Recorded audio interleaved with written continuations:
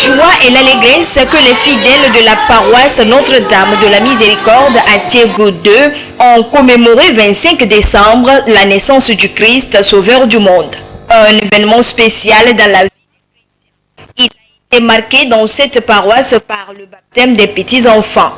Dans son homélie inspirée des textes bibliques du jour, le Père célébrant a exhorté les fidèles à accueillir véritablement Dieu, lui qui s'est fait homme pour être plus proche d'eux, pour apporter la lumière et la vie dans le monde. Avec la naissance de ce petit enfant dans des conditions misérables, c'est Dieu qui s'est fait homme. Il s'est fait mortel, fragile comme nous. Il partage désormais notre condition humaine. Bien-aimé, aujourd'hui le Christ rejoint chacun de nos histoires humaines. Il te rejette toi qui est éprouvé par la souffrance, la maladie, le deuil, le chômage, les conflits familiaux. Il est là pour nous ouvrir la porte de l'espérance. Il est là pour nous ouvrir la porte du ciel. Il devient notre fidèle compagnon de route. Le Verbe s'est fait chair et il habite parmi nous. À tous ceux qui le reçoivent, il leur donne le pouvoir de devenir enfants de Dieu. Amen. Dieu est venu faire route avec nous. Et il est venu prendre notre condition humaine. C'est une façon de dire que l'homme a du prix aux yeux de Dieu. La naissance du Christ élève l'homme. Notre histoire humaine rencontre l'histoire divine et nous transforme et nous mène vers Dieu. Avec la naissance du Christ, Dieu s'habitue à vivre avec l'homme et l'homme s'habitue à recevoir Dieu. La nativité de Jésus-Christ, selon le curé de la paroisse, est une fête et un événement fondateur de la foi chrétienne. Ainsi, pour tout enfant de Dieu, c'est une occasion de naître de nouveau, vivre selon la volonté de Dieu pour bénéficier de ses grâces. Nous avons besoin de notre Seigneur Jésus-Christ, que ce ne soit pas une fête que nous répétons, mais une fête qui nous donne rendez-vous à Bethléem. C'est là que Jésus est parti. Et c'est là aussi nous devons aller nous aussi.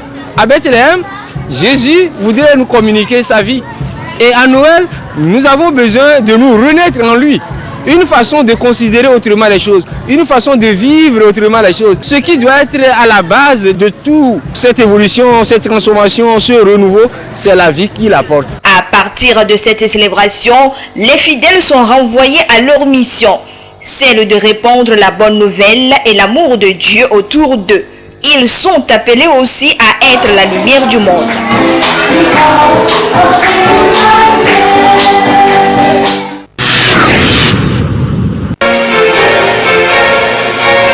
Comme chaque année, le 25 décembre est commémoré par les fidèles chrétiens du monde entier la naissance de Jésus-Christ, le sauveur de l'humanité. Cet important événement est marqué par des cultes célébrés dans les églises, comme c'est le cas ici à l'église des Assemblées de Dieu du Togo, temple du Calvaire de Lomé. Une occasion pour les fidèles chrétiens de louer et de remercier Dieu le Créateur d'avoir envoyé par amour pour les hommes son Fils unique engendré, afin que par sa naissance et son sang versé, le monde soit sauvé. Pour nous, la naissance de Jésus nous rappelle et nous rapproche encore davantage et augmente et certifie notre foi que réellement nous adorons un Dieu vivant. Ça représente une grande fête, c'est-à-dire que Jésus n'est plus dans la crèche, Jésus n'est pas à Bethléem, Jésus est né, il a vécu et il est mort, il est ressuscité, il est le sauveur. C'est un sauveur personnel. La commémoration de la naissance de Jésus-Christ est aussi considérée comme la fête des enfants ou la Noël, une marge pour les tout-petits d'exprimer leur existence et leur joie.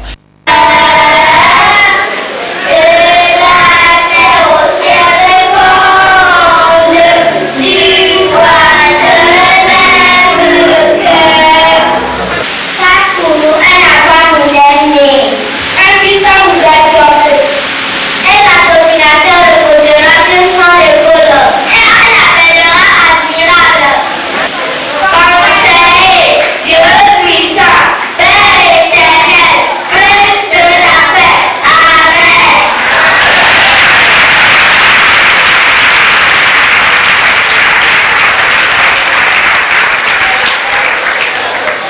Au-delà d'une fête, c'est aussi des conseils prodigués aux fidèles chrétiens pour garder la foi jusqu'au bout. Dire que je suis chrétien, je suis enfant de Dieu, c'est bon. Mais est-ce que tu es sous son autorité? Jésus veut qu'on soit sous son autorité. Que les chrétiens acceptent à régner et rester sous l'autorité de Jésus. Voilà là où il y a la paix, la bénédiction, la joie. Et je souhaite au monde chrétien de ne pas déformer la vie chrétienne. Nous sommes des passagers. Il est parti, il va revenir. Et c'est là notre espérance. Après donc les messes et cultes, place aux réjouissances dans les ménages. Les chrétiens sont invités à être sobres une fois chez eux et à également démontrer leur amour aux autres à travers le partage des repas festifs.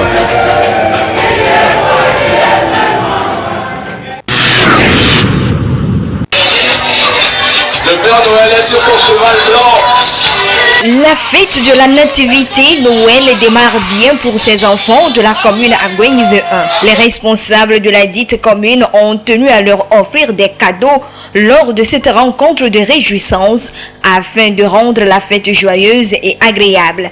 Plus de 200 enfants en ont bénéficié. Noël, c'est la fête des enfants. Nous avons voulu mettre la joie dans le cœur des enfants. C'est vrai que nous ne pouvons pas regrouper tous les enfants de la commune ici, mais nous avons pris quand même un échantillon des enfants de la commune. Comment nous avons procédé? Nous avons demandé aux responsables du comité de développement à la base de nous fournir dans chaque village un certain nombre d'enfants. Bien sûr, quand on parle de fête, aucun enfant n'est épargné. Les enfants du quartier ont répondu massivement également. Nous avons pensé leur donner un tout petit cadeau, quand bien même ce n'est pas prévu, mais nous avons voulu quand même leur donner également la joie pour cette fête de Noël. Une joie pour les bénéficiaires et des parents qui n'ont pas manqué d'adresser leur reconnaissance au Papa Noël, aux généreux donateurs. C'est que la fête était bonne quand même. J'ai aimé pour que aussi les enfants soient en joie, comme c'est la fête de Noël aussi là. En tant que parent là, c'est bon pour moi. Que Père Dagouin veut que Adam pour continuer ça comme ça. Nous aussi nous souhaitons que l'histoire sa santé soit grâce pour nous. À là. Que Dieu merci monsieur le maire, que tout ce que nous a fait c'est bon. Que Dieu va le bénir. Je suis très contente d'avoir eu le cadeau pour fêter Noël et bonne année. Je dis merci au maire pour m'avoir donné un cadeau de Noël. Le chef canton d'Agouenive, invité pour la circonstance, a salué ce geste qui contribue selon lui au bien-être des enfants, relève de demain. Noël, c'est la fête des enfants et nous tenons vraiment à les remercier pour le fait d'être arrivé ici cet après-midi. Et j'ai vu la mobilisation, elle a été très forte. Nous leur souhaitons un joyeux Noël, beaucoup de courage et qu'ils soient vraiment aussi assidus à l'école. Mais parce que c'est eux qui vont nous représenter demain, nous devons en prendre soin afin que le Togo puisse connaître un avenir radieux. Pour les vœux et les perspectives du nouvel an, le premier adjoint au maire promet plus d'actions de développement à la population d'Agouenive 1. Nous sommes en train de préparer le budget 2023. Nous avons pensé à la population, nous avons pensé à planir certaines voies. Nous allons le faire progressivement et leur satisfaction sera parfaite dans les jours à venir. Je profite déjà de cette occasion au nom du maire pour présenter les vœux les meilleurs pour toute la population de la commune. Une joyeuse fête de Noël et une bonne et heureuse année 2023. Assurer un bien-être socio-économique des administrés, c'est le désir des élus locaux d'Agouenive 1. Ce geste à l'égard des enfants s'inscrit bien dans cette vision.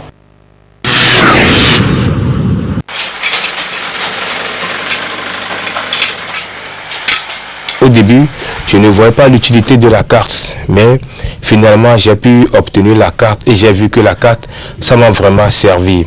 Même jusqu'à participer à la foire Miator, au moment où je me préparais pour la foire, pour certains papiers, on m'avait même demandé si j'avais la carte et quand j'avais présenté la carte, c'était aussi un atout pour moi. Si l'État veut te donner un travail, il va te demander, pour être curieux pour l'État, il va te demander est-ce que tu es vraiment professionnel de la matière, oui. Si oui, tu donnes ta carte professionnelle. Voilà quelques avantages de la carte professionnelle d'artisan. Pour établir cette carte, il faut remplir certaines conditions selon les acteurs du secteur artisanal. Pour tout établissement d'une pièce de ces gens, il faut l'identification de la personne, ça veut dire la naissance, et d'abord le diplôme obtenu, et ensuite maintenant les photos.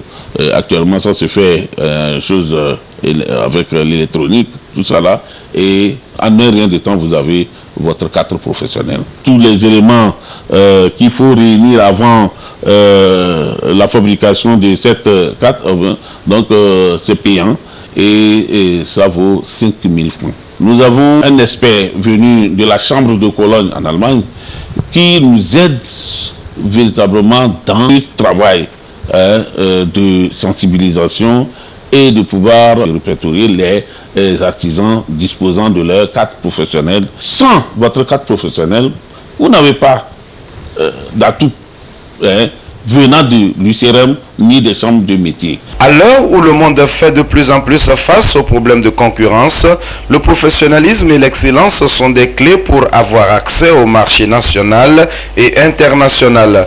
Tout ceci passe également par l'obtention de la carte professionnelle d'artisan. Et nombreux sont-ils ces artisans à ignorer l'importance de la carte professionnelle. La pandémie du Covid-19 a touché tous les secteurs d'activité. Chaque secteur s'organise pour relancer ses activités post-Covid. Au niveau de l'artisanat, des défis sont à relever pour redynamiser et rendre compétitifs les artisans afin de valoriser le secteur. La formation et les sensibilisations sont nos leitmotifs. Nous devons chaque fois nous perfectionner. Et depuis un certain moment, nous avons un partenaire, le FNAPP, qui nous aide beaucoup dans la formation et le perfectionnement. Nous disons encore une fois, c'est le lieu de remercier le gouvernement pour cet appui financier et voire technique. Et là, c'est comme ça qui organise à tout moment des formations par le biais du gouvernement.